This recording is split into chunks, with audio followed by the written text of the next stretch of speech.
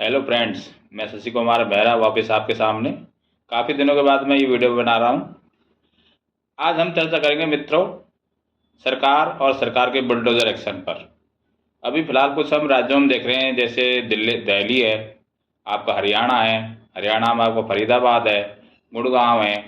दिल्ली में आपके शालीमार बाग है, तो और हमारे जयपुर में आपका सोडाला रोड या नंदपुरी रोड, जहाँ पर भी सरकारें अपनी तरफ से बुलडोजर एक्शन चला रही हैं।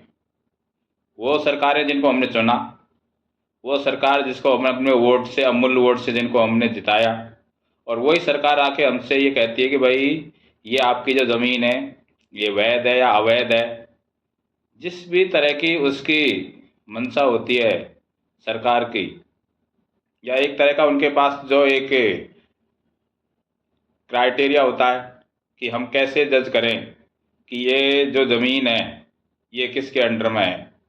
पहले क्या होता है कि सरकार जो भी रिलेटेड गवर्नमेंट होती है, वो लोग वहाँ बस जाते हैं। अब वो कैसे बच्चे बेचारे, किसी ने अपने 40 गज का प्लॉट लिया, किसी ने 80 गज का लिया, किसी ने 100 गज का लिया, किसी ने दुकान ली किसी भी रिलेटेड रोड पर, और उन्होंने अपनी ज़िंदगी उससे गुजारना चालू कर दिया।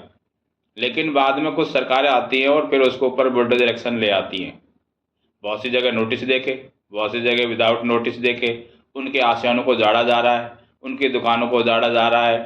हाँ, बुलडोजर एक्शन चलाना चाहिए जहाँ पर कोई देशद्रोह करता है, जो हमारे देश के खिलाफ साजिश रचता है, जो हमारे देश में पेपर लीक करते हैं, जो हमारे देश में किसी भी और तरह की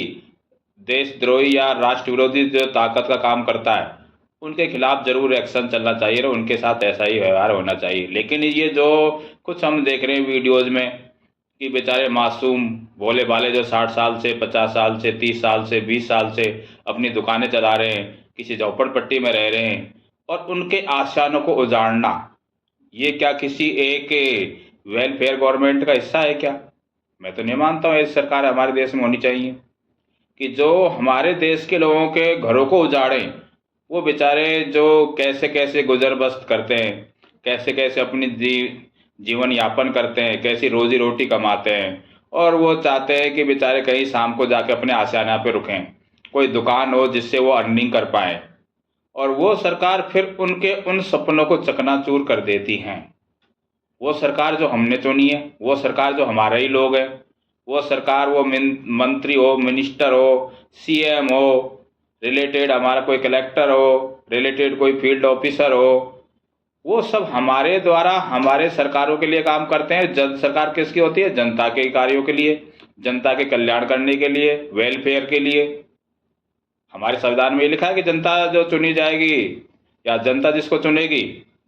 वो सरकार जो बनेगी वो जनता के हित में काम करेगी, जनता के वेलफेयर के लिए काम करेगी। जनता जो सरकार चुनती है कोई कंपनी बनाने के लिए काम नहीं करेगी, कंपनी की तरह आएंगे आपको ये नोटिस दे देंगे कि भाई ये व्यवस्था ऐसी रहेगी। तो सरकार को इसके बारे में बहुत ज़्यादा गहन चिंतन करना चाहिए कि जो रिलेटेड जिस जहाँ पर आप एक्शन लेने जा रहे हैं या इस तरह की आप कार्रवाई करने जा रहे हैं, उससे पहले वहाँ का सर्च आउट करें कि भाई ये ज़मीन कैसे कैसे वहाँ पर वहाँ पहुँची, कैसे अलॉटमेंट हुई, किन किन उस पर पहले लोगों ने उसको अलॉटमेंट की, किन किन का उनको ऊपर, उनको जो सरकारी व्यक्ति थे उन्होंने उनकी क्या इसमें उनका क्या एक्शन रहा, उन्होंने इसके ऊपर पहले एक्शन क्यों नहीं लिया। एक हमारी ऐसी रेगुलेटरी एक्ट होना चाहिए जिससे कोई भी ज़मीन पे बसे उससे पहले सरकार की नोटिस में आना चाहिए, और उसकी रजिस्ट्री तभी होनी चाहिए, सरकार के पास उसका नोटिफिकेशन हो कि ये सरकार पर ये कॉलोनी बसाई जा रही है, तभी उसकी रजिस्ट्री अनिवार्य कर दी जाए। और रजिस्ट्री में ही ऐसा प्रावधान किया जाए कि भाई उसको मालूम पड़े कि ये ज़मीन वैलिड है, तभी उसकी रजिस्ट्री होनी चाहिए। लेकिन सरकार रजिस्ट्री के नाम पर लाखों हज़ारों रुपए ऐंठ लेती हैं और बाद में कहते हैं कि हमने तो भाई स्टाम्प ड्यूटी के नाम से पैसे लिए। तो वो पैसे तो हमने सरकार के खजाने में गए हैं ना। तो उसके लिए हमारे पास क्या इम्प्लीमेंटेशन है, ऐसा हम कैसे सर्च आउट करें कि भाई इसके लिए हम एक बेचारा भोला भाला जो हमारा आम नागरिक है उसके साथ कोई हानि ना हो,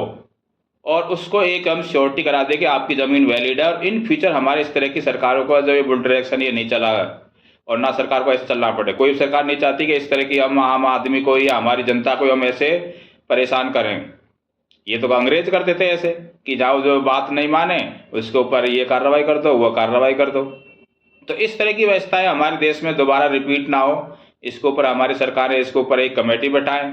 और उन लोगों को पहले जाने कि भाई ये व्यवस्थाएं हैं, ये ज़मीन कैसे कैसे आई आपके पास, उसकी पूरी आप गहन जांच करें। और फिर अगर ऐसा कहीं पाया जाता है कि अवैध कौन होती है, जो कोई आपकी रेल की ज़मीन हो या कोई और ज़मीन हो, सरकारी ज़मीन हो, लेकिन सरकार कहीं भी कैसे लोग बच जाते हैं, बिजली कनेक्शन हो जाते, सब व्यवस्था होती हैं, फिर उनके जीवन में एक अचानक आते हैं कि साहब ये व्यवस्थाएं ऐसी थी और हम आपके इस तरह के अवैध मान के इनको हम बुलडोज एक्शन चलाएंगे। तो ये तो नहीं होना चाहिए हमारे देश में। एक लोकतांत्रिक देश में एक हमारी लोकप्रिय सरकार है जो हम चुनते हैं, उनके राज में बिल्कुल ऐसा नहीं होना चाहिए कि आम आदमी को थोड़ी सी भी तकलीफ हो, उसके सपनों को तोड़ा जाए।